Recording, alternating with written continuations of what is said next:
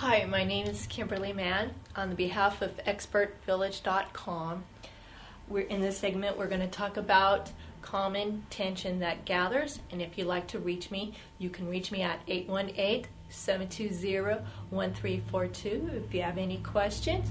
Everyday normal common problems is the knots that we get into our bodies and into the muscle that is caused by stress and just not drinking enough water, especially that.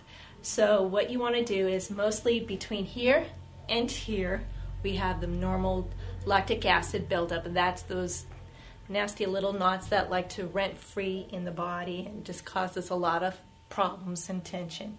So once you start to loosen that up, and therapists also make sure you pay attention to how you stand as well, because when you're trying to help them feel better, we forget how to pay attention to our own body.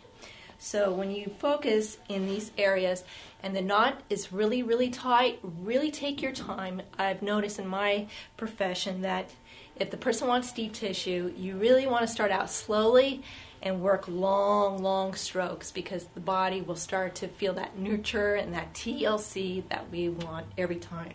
So if you start out real slow, you will accomplish and the person will feel much better.